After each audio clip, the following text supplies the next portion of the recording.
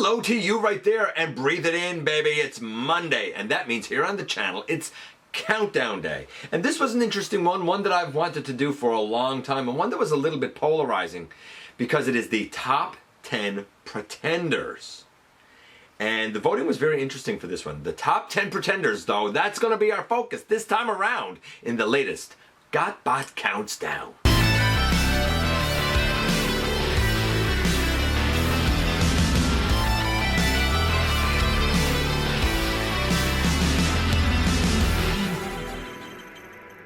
Hey all, welcome back to the channel. I'm your host, your most humble of hosts, Dennis Moulton, aka GotBot. As always, man, please like, comment, share, of course, subscribe, and while you're at it, light 'em up, baby. Hit that notification bell, please. It helps me out a ton, and it lets you know when content of all sorts goes up here on the channel. Check out Machinery of Man, The Everything Factor, all the groups that I'm either a mod or an admin for, as well as all of my social media links, all of that in the description down below. Also in the description down below, and if you're in a position to help the channel to grow, you can use the donate link. You can check us out on Patreon. You can see what we have to offer to you through Spring, or of course you can hit the join button right here on YouTube at any time and become a channel member. And this is the top 10 Transformers Pretenders. Now, for those who don't know, Pretenders really came toward the end of G1, and while they had personalities and iterations that are better known in Japanese fiction, namely from Master Force, they didn't really appear in the G1 cartoon in North America. They were in the comics. I guess they kind of did, like, a couple of them were in like the opening sequence of season 5, if you can call it that. We'll talk about that in a little bit. But the idea behind Pretenders is that you had a larger shell, monsters for the Decepticons, human-looking ones for the Autobots, and a robot inside. The human-looking ones were generally smaller and the size of a human, and when they came out of their Pretender shell, they mass-shifted to become large. Physics outside of our understanding of science, right? The Decepticons are basically larger anyway, and when they come out of their shells, they're still large. It is what it is.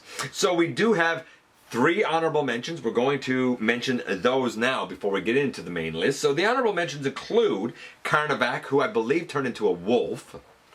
Grimlock, because certain G1 characters were revisioned as pretenders and given pretender shells, and Grimlock was a fairly successful one, I think. So was Bumblebee. I think the pretender Bumblebee is probably better than the G1 Bumblebee, honestly. And Wave Rider, who is one of the characters that you were able to see in the opening credits for Season 5, which is basically just rehash of G1 episodes with Optimus talking to that kid Tommy Kennedy, right? You know, it is what it is. A lot more fleshed out in the Japanese fiction. Nevertheless, those 3 are the honorable mentions: Wave Rider, Grimlock, Carnivàc. They did not have enough votes to actually rank on the list of top 10. So who did? Well, you know what we're going to do. We're going to kick this whole thing off. Kick everything off by looking at number 10 first. And now this is where things are going to get a little wild and woolly, because pretenders have been a little bit revisioned over time. For example, with number 10, some people know him as the shell of Megatronus Prime, but more accurately, going back to G1, his outer shell is a very confident, self-assured human, while inside is a very dull, meek robot that really lacks a whole lot of confidence. He would rather stay within the safety and confines of his pretender shell because it allows him to project a personality that he likes much better. I'm talking, of course, about Cloudburst. And right now, this is the only version of Cloudburst that I have. Hopefully, one day we will get a proper updated version. This is the one that has Megatronus inside. Ideally, the inner robot, though Megatronus looks a lot like it for the coloration with the red body and the black legs, basically. The inner robot should, by rights, turn into kind of a funky looking jet. Very intriguing character. It's too bad that these didn't get fleshed out, because this is a perfect example of a character whose personality was very confident because of what his outer shell was able to project and make him feel like. But when he was actually exposed without the protection of his outer shell, he had a completely different personality that was far sadder, far less confident.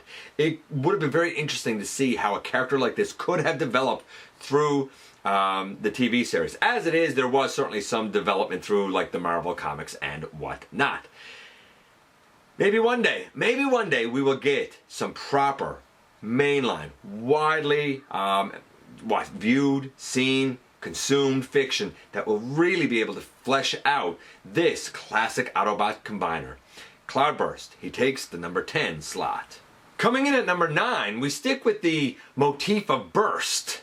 First we had Cloudburst, and now we have the Decepticon Bomb Burst. Now, a couple of votes came in for the Power of the Prime's Megatronus, which is the, I guess, the inner bot of this little Power of the Prime's iteration of Bomb Burst. We are getting a new Bomb Burst in Legacy as of this recording, and it's very interesting to me that while the robot looks like this shell, when you transform it to the hovercraft mode, though I'm sure a lot of people will call it a plane, it looks like the gray, the dark gray and blue that the inner robot of this Pretender shell should be.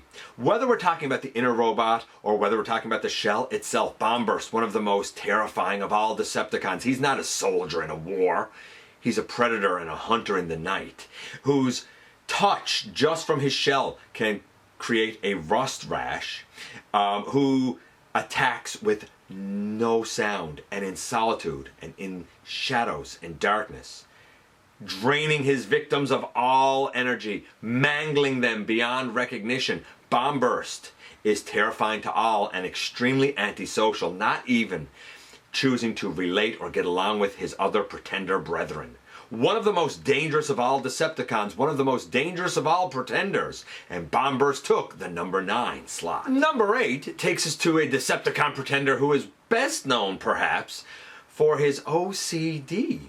I'm talking about Iguanus, and his OCD is his obsession with his outer Pretender shell. Since kind of becoming a lizard, so to speak, he not only kind of fawns and swoons over his own outer shell, but he also has come to believe that he has a certain commune, if you will, with lizards and reptiles, and believes that maybe there's a way to even get closer to them, if only he could mix being a bot with actually being some sort of a lizard or some sort of a reptile. Maybe that would be ideal for him. Talk about speaking to Beast Wars, right? But as it is, Iguanus turns into a motorcycle. This is the Legacy one, who turns into a motorcycle very reminiscent of the motorcycle of his original, again with the colors of that alt mode as they should be, while the robot does look like his outer shell. For Iguanus, this is probably ideal because now not only does he have the opportunity to swoon over his outer shell, but he gets to be his outer shell all the time. And surely that must make him closer to being an actual, real lizard, an actual, real reptile. Maybe? Maybe? Any way you cut it, the dangerous Iguanus took the number 8 slot. Surely the character at number 7 was destined to be on this list all along. After all, how could you overlook Metalhawk, the leader of the Autobot Pretenders, certainly in Super God Master Force? His inner robot looks, well, like this. This is the Titan's Return version. It's very close to his inner robot, and it does turn into a plane as the inner robot should. This, of course, is the Trigger Happy mold. Is it a little stylized? Yes. Did I have to do a little bit of paint work? Yes. As of this recording, there is an upcoming Legacy, I believe, Voyager version. Will it be better than this? I don't know. Will it look like the outer shell and then have the plain alt mode? I also don't know. I do think it's neat that his head becomes, Professor Go, is it? I think it's Professor Go. I like this version, but there was an earlier version that I believe was maybe a con exclusive or the Collector Club or something like that, that apparently was a reuse of maybe the Thunderwing mold and looked like the outer robot shell. And it went over poorly. This one went over better, but it was harder to get. I think it's only fair, I think it's only right that we finally get like a mainline regular retail release of this character. I love this version, but I am intrigued to see what we get in the Legacy line. Like all Autobot leaders, this guy's brave and honorable and loyal and noble and wise and all of those other great things. Leader of the Autobot Pretenders, Metalhawk, he was bound to be here. And enough voters felt the same way that he took the number 7 slot. Now for number 6, I actually don't have any sort of an offering for this character because I don't think there's ever actually been one, but it's this character.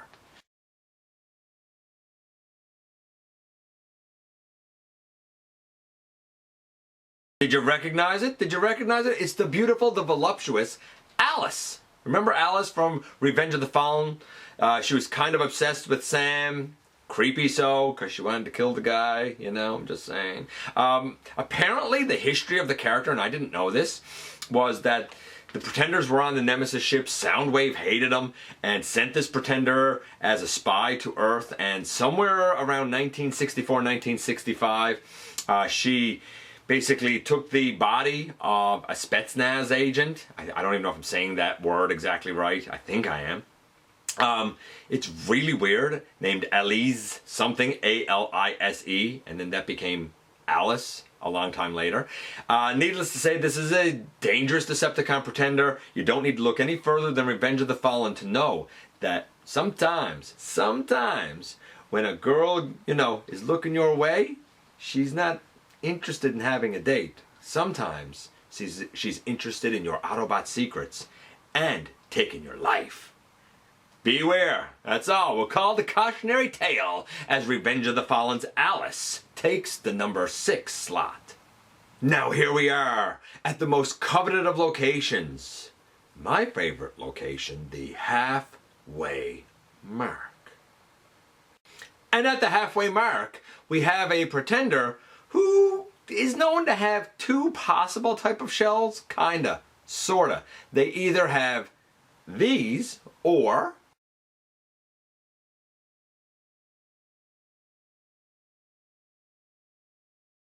that's right, those. So it depends. Are we talking about Dino King? These are 2 of the 6 shells for Dino King. Or it's much more colorful, repainted in North America as Monstructor. So whether we're talking about Dino King or Monstructor, they both had Pretender shells. One had dinosaurs. The other had, and I'm going to lay those aside because they're kind of, not heavy, but they're cumbersome. It depends on which iteration of that combiner we're looking at. Now, I did lump all the votes together for both of these, right? Because either way you cut it, they're combiners. On the one hand, you have the bumbling, the goofy Dino King who is always trying to prove, I guess himself, theirselves, the Dino Force trying to prove themselves worthy to Leo Kaiser and Leozak in particular. But then you have Monstructor, and while Monstructor is far more colorful, and while those shells are really various monster representations, Monstructor on the whole is a walking plague. He is walking death. He is destruction, pestilence, pain, doom, and hopelessness, all wrapped up in a very dangerous, very destructive Decepticon combiner. I like the personality of Monstructor a lot better, but I'm not gonna lie, I like the coloration in the Pretender shells of Dino King better. Fans, whether they voted for Dino King or whether they voted for Monstructor, I counted the combiner as a whole. There was one singular vote for Ice Pick, by the way. Monstructor takes the halfway mark, that number 5 slot. Now, number 4 is the Pretender who has my absolute favorite name. Perhaps one of my most favorite names in all of Transformers. He is a living, breathing, so to speak, sea monster. He is the scourge of the deep, and his name is Octopunch. I mean, come on, Octopunch. Even more powerful when inside of his Pretender shell, because it like increases his strength and his power multiple times over. He has tentacles, he is monstrous, cruise ships get destroyed, he plunders for treasure. He does everything basically that like a seafaring pirate would do. He doesn't care about the land dwellers, he cares about owning the oceans, owning the sea. After all, they do cover something like 70% of the earth. Why wouldn't you want to be the king of the sea, right?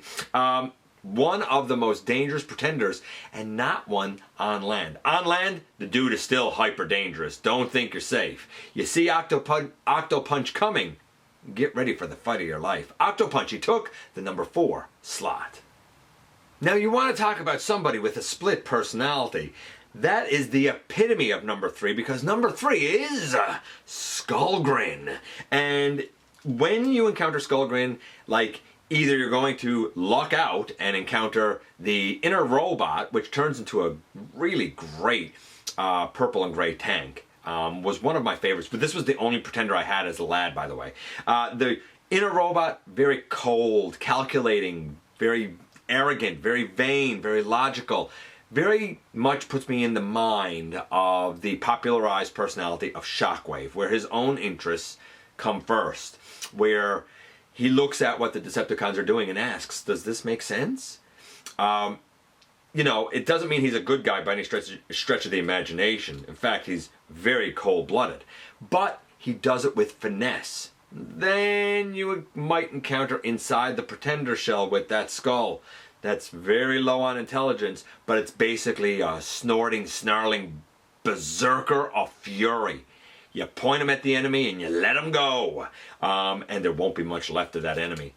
Any way you cut it, whether you're meeting the vain, cold, calculating inner robot, or you're meeting the cruel, vicious outer shell, Skullgrin takes the number 3 slot.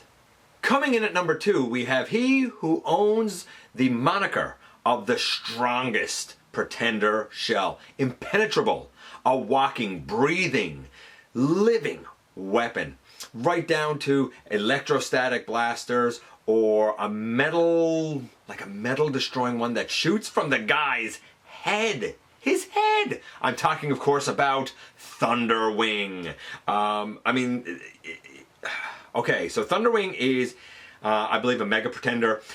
He is strong, he is capable, he is intelligent. He would be a great Decepticon leader because his shell is impenetrable, because every inch of his body is covered with some sort of weaponry, some sort of armament, and his shell, like I said, is impenetrable. The problem with Thunderwing is that he has very much single-mindedness. So when he gets his brain fixed on something, fixed on some gold, guess what? Nothing's going to distract him from it, and he's going to put it above the welfare of himself or anybody else.